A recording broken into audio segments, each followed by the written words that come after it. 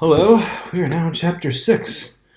Over the halfway mark, at least as far as chapters, although chapters 1 and 2 are pretty easy.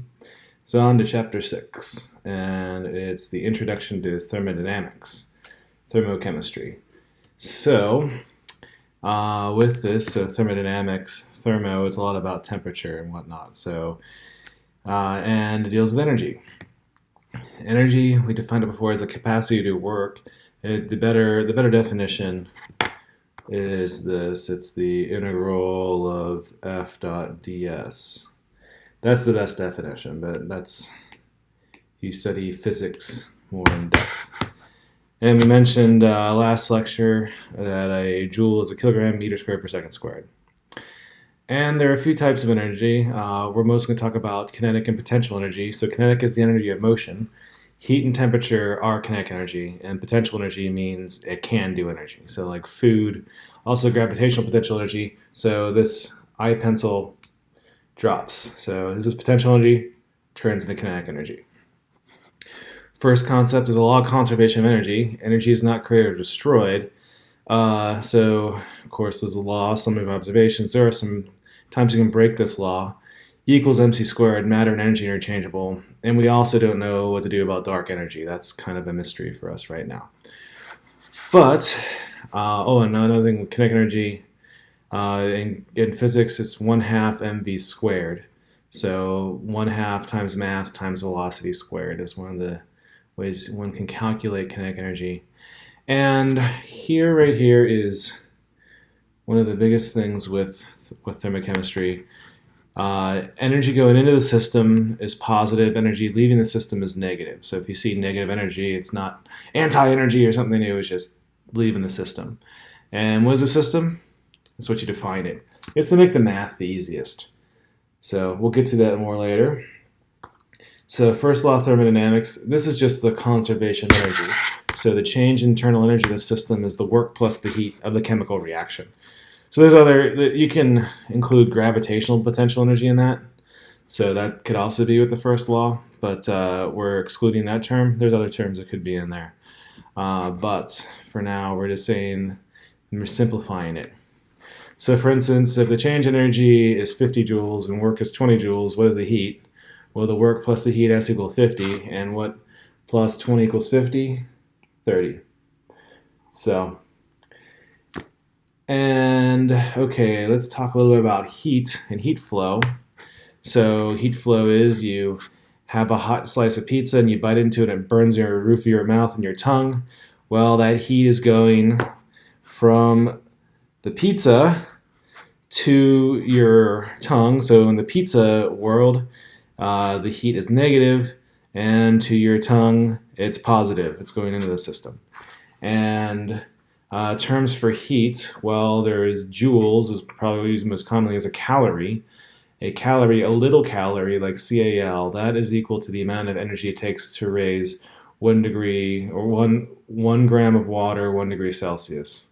And a nutritional calorie, you can see it's capital CAL, that's a kilocalorie, that's the heat it takes to raise a kilogram of water, 1 degree Celsius. So capital calorie is pretty big. And heat, there's a couple ways we can calculate heat. One of the ways here, so the heat capacity times the change in temperature, that's the first one. Or you could say mass times the specific heat capacity times the change in temperature. So heat capacity, frequently we use that for looking at things like calorimeters, something big. And specific heat capacity, that's like liquid, so like water. Heat capacity for water is 1 calorie per gram degree Celsius, definition of calorie, or it's 4.18 joules per gram degree Celsius. So that's specific, it's an intrinsic variable, like density. So let's look at an example of this. Suppose you find a penny when they're all copper. How much heat is absorbed by the penny as it warms the temperature of the snow, which is minus 8 degrees Celsius, to the temperature of the body, 37 degrees Celsius. So pure copper and 3.1 grams. Okay, I don't need to, so Q is equal to mass times specific heat capacity times change in temperature. And what I need is a heat capacity of copper. I'll have to look that up real fast. Give me a second.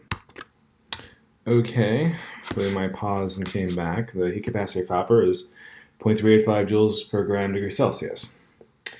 Okay, so what's the temperature, delta T? For always, delta is always final minus initial.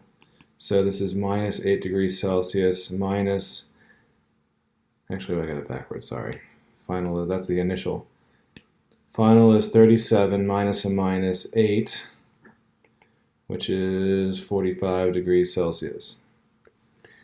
So that means our Q is mass, 3.1 grams. Specific heat capacity, 0.385 joules per gram degrees Celsius. Then 45 degrees Celsius. So just calculate that straight on out, and I'll just do that now. Something to note, the unit degrees Celsius and Kelvin, they are, you can cancel them. They're different in magnitude, but when you multiply them, they're the same thing. Multiply or divide. So multiply or divide, Kelvin and Celsius are the same thing. Because you might see something in Kelvin or Celsius and vice versa. What do? When you multiply them, it's all fine. And this is 53.7. 53.7 joules is the answer there. And you also have to look at the system here, and the direction is positive. Okay, so that's one of the things I do is a lot of times I look at the math and I think about the direction. So how much heat is absorbed the penny? So since it's going into the penny, it's the positive direction. If the system was your hand, it would be negative because heat is leaving your hand. Okay, do another one. 32.5 gram of aluminum at 45.8 degrees Celsius submerged into 105.3 grams of water at 15.4 degrees Celsius. What is the final temperature of both substances at thermal equilibrium? So the idea here is we have, again, I don't have the heat capacity of aluminum. I'm going to go look that up. 1 second. Okay, so the heat capacity of aluminum is 0.902 joules per gram degree Celsius. And okay, so with this problem here, we have a hot container of aluminum, a little cube of aluminum that we're dropping into water. The aluminum is at 45.8 degrees Celsius, and the water is at 15.4 degrees Celsius. What is the final temperature? So the idea is that the heat from the aluminum, and that's going in the negative direction, equals the heat gained from the water. Let's put water in the positive direction. And Q is MC, so it's M aluminum, CS aluminum, and delta T, so remember delta T is final minus initial. So this is our final temperature minus our initial temperature. Should put a negative sign here.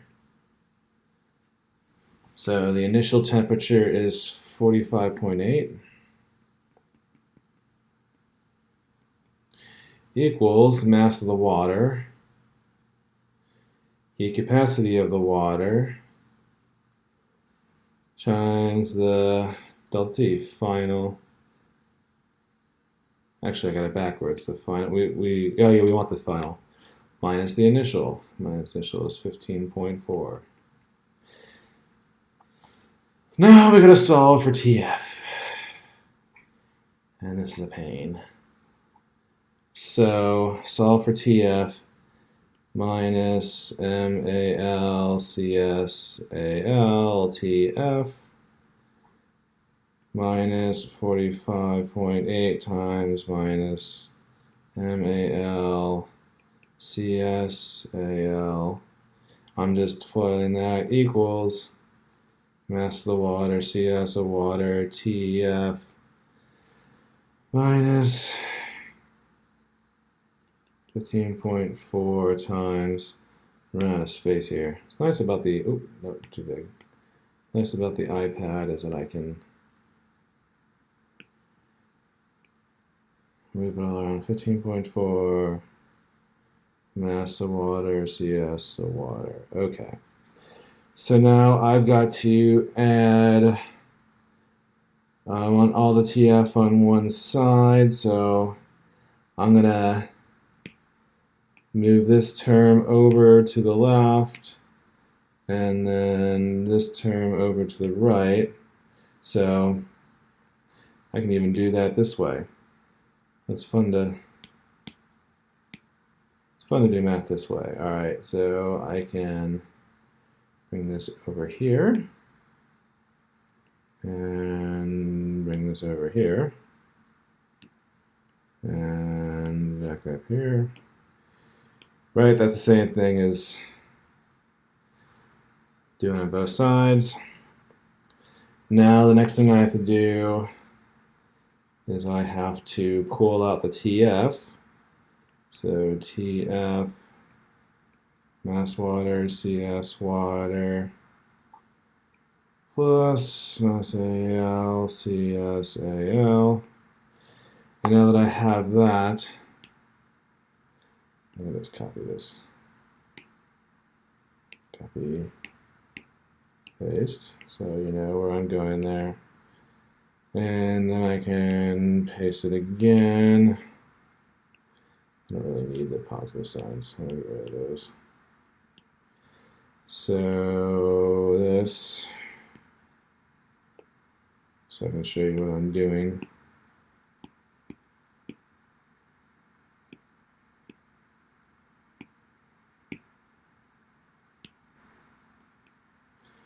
Right, so I'm just writing the line that was just up there. Oop. Let me grab my motion there. There we go. The parentheses are a little big. Like that.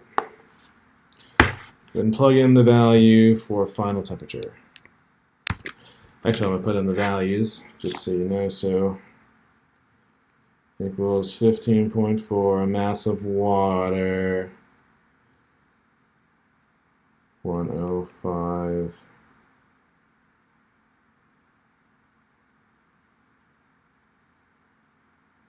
0.3, so this is 15.4 degrees Celsius,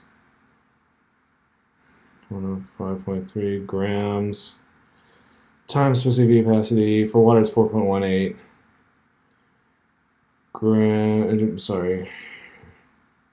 joules per gram degree Celsius, minus 45.8 mass of I guess do plus sign here.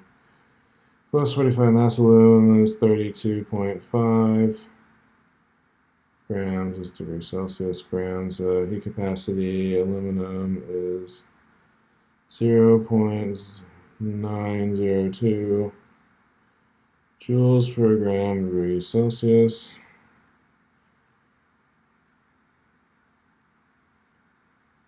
Divided by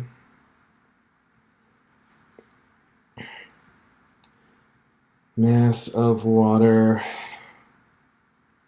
105.3 times CS of water, joules per gram degree Celsius, and plus mass of aluminum, 32.5 grams. CS aluminum, 0.902 joules per gram degree Celsius. So let's look at the units. Grams cancel here. Joules cancel there because you can pull the joules out for that. Degrees Celsius. See here. grams cancel there, degrees Celsius cancel there, same thing, degrees Celsius there, grams there. And so do we left with? Left 1 over degrees Celsius, which is degrees Celsius. And then we just got to put those numbers in the calculator.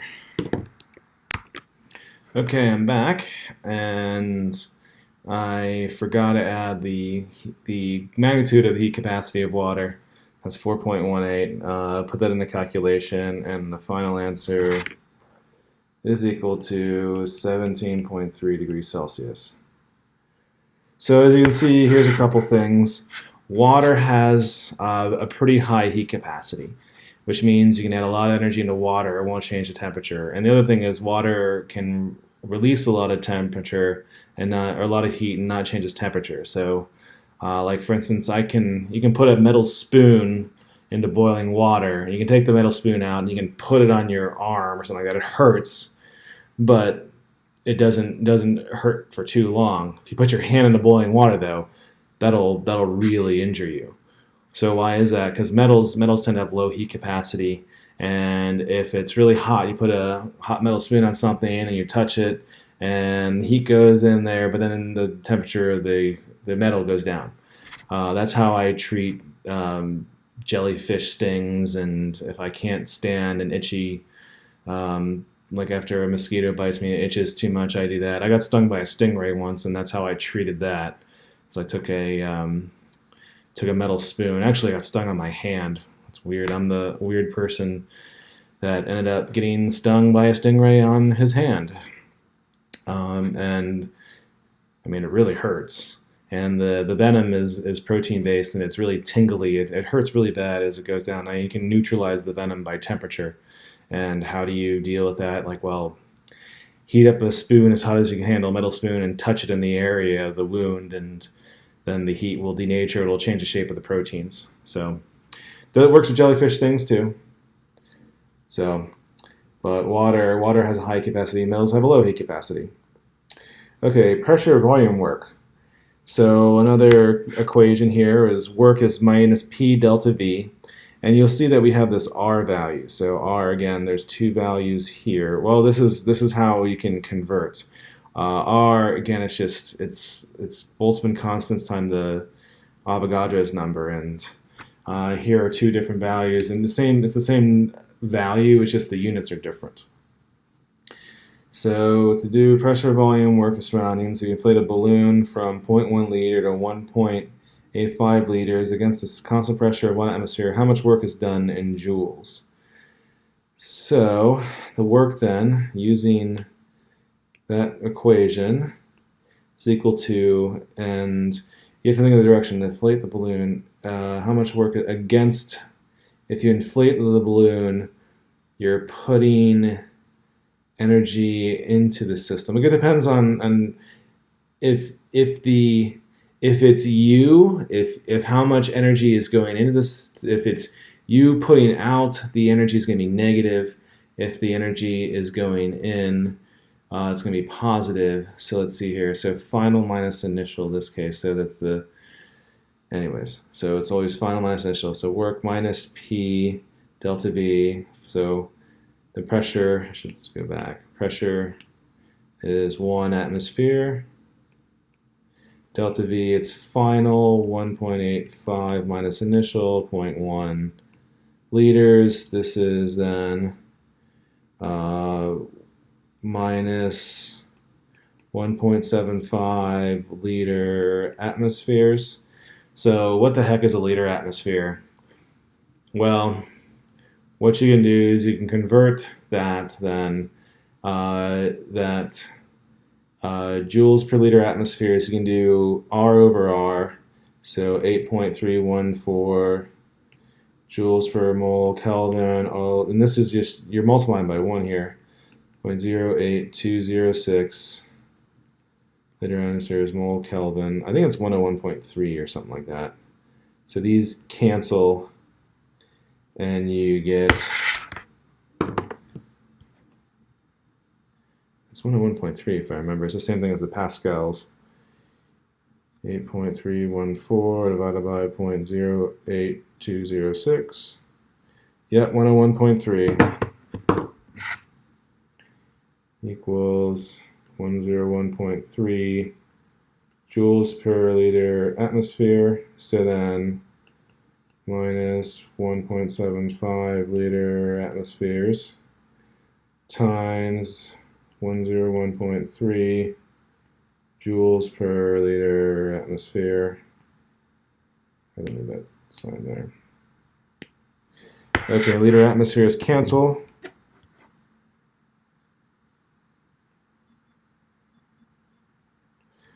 And this then is 177.3. 177 joules.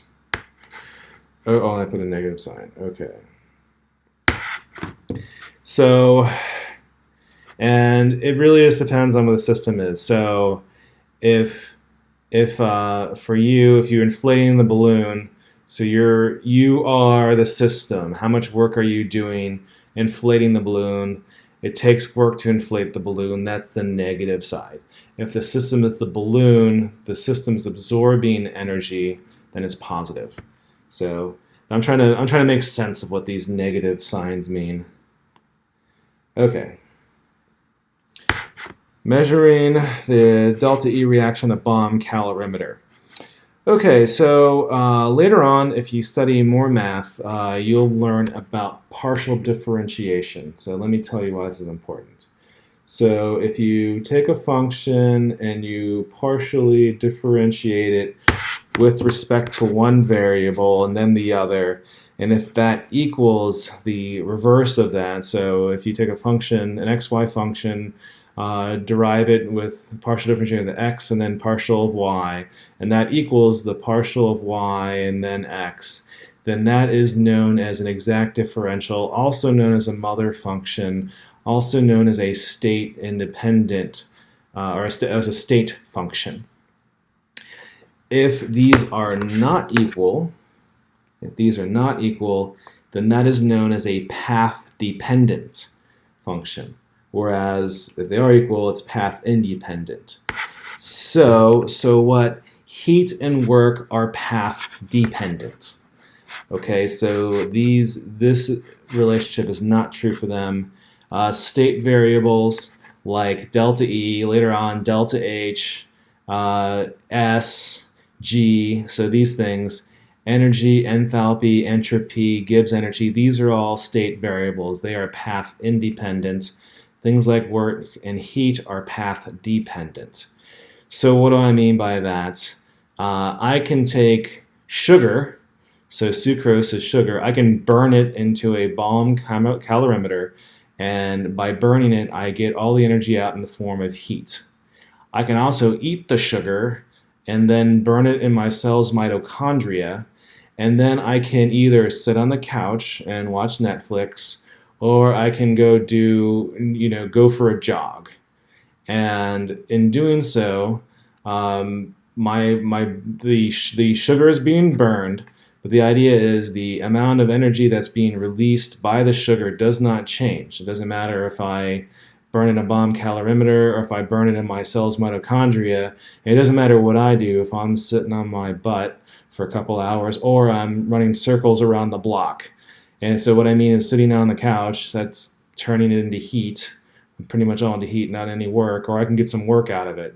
So the work and the heat are path dependent, but the amount of energy I get from sugar is path independent. It doesn't matter where I burn it, if it's in a biological creature, if I burn it, if my brother burns it, if my sister burns it, if I give it to a cat and let the cat run around, if I burn it into a campfire, the delta E does not change, just the amount. So this is also how we get nutritional calories. If you wonder how they measure the calories of things, they burn things in bomb calorimeters.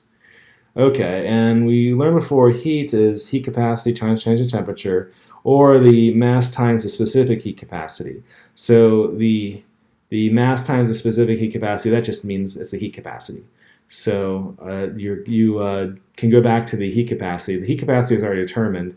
is 4.9 kilojoules per degree Celsius. So anyway, so we're burning sucrose in a bomb calorimeter, and the temperature rises. So that final minus initial.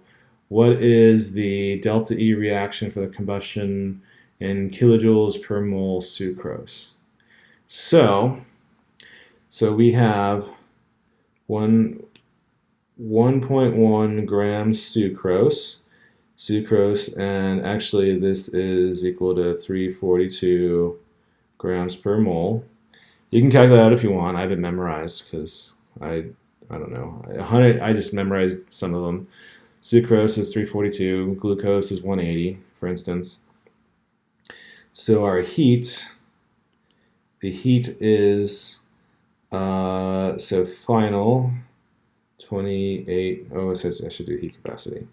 Heat capacity is 4.9 kilojoules per degree Celsius times then the final.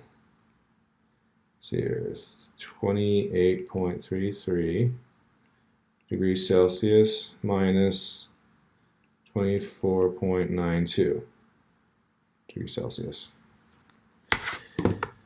So of course the degree Celsius cancels, and 28.33 minus 24.92, that is equal to 3.41 degrees Celsius, their delta T, times 4.9,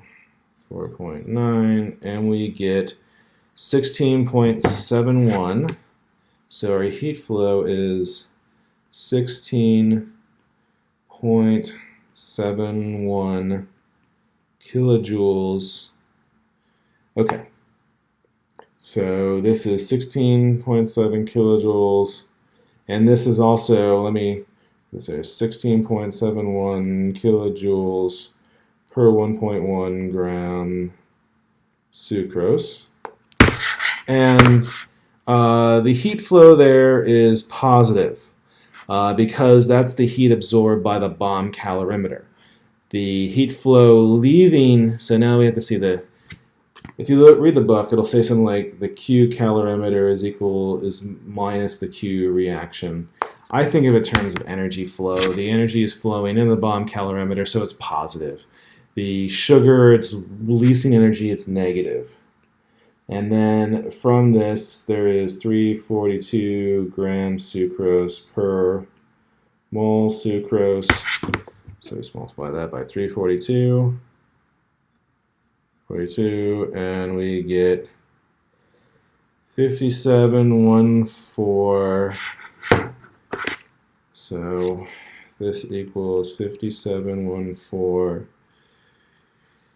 kilojoules per mole sucrose. To sig figs, it'll be 5.71 times 10 to the third kilojoules per mole sucrose. And there's our answer there. So 3 sig figs of the bomb calorimeter. Okay. And this is the same one here, same problem, and this is meant for you to do on your own and to see if you are following. So pause the video and try on your own if you want. So 18 grams of glucose. So I've made some tricks here. So 18 grams of glucose, that means, and in glucose, I'm trying to make the math easy, this is 0.1 moles of glucose. So 18 grams, 180 grams per mole.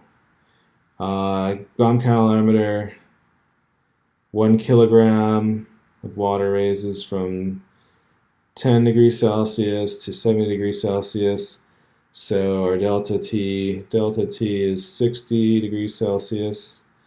And then the Q is heat capacity 4.18 joules per gram degree Celsius times 60 degrees Celsius. Oh, and it's specific heat capacity. So it's 1,000 grams. 1 kilogram is 1,000 grams. So our heat then, 4.118 times 60 times 1,000, and we get 2 million. No, we don't. No, a second.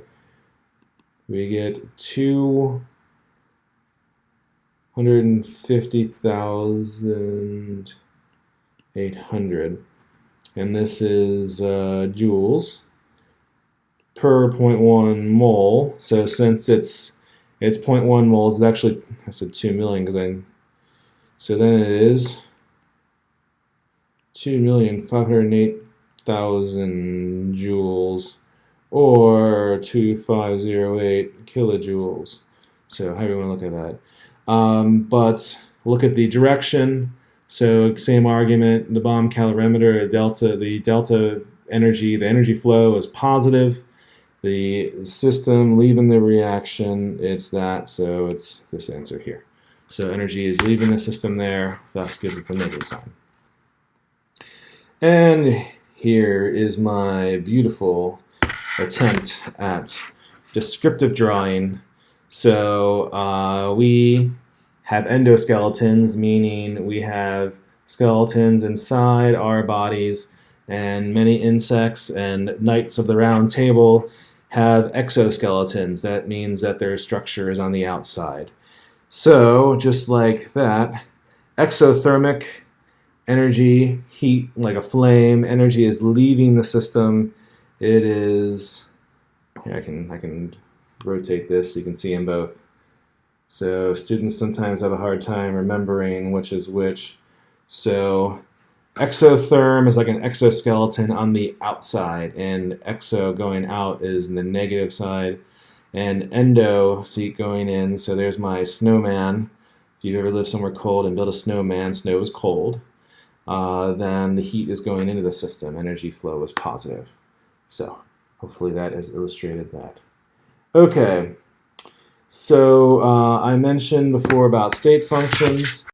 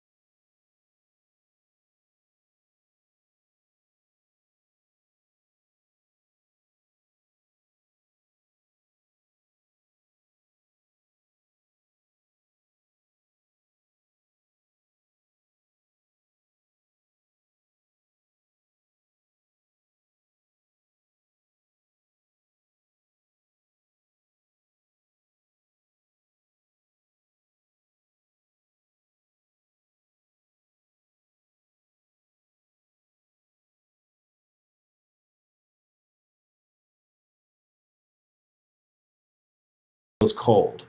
It feels cold because it's a chemical reaction, or maybe there's some of them have actually some of them have processes too, and it feels cold because it's absorbing heat from your arm. And negative means it gives off, so any flame feels hot for touch. So we are done now for this chapter, for this section. I will see you for next.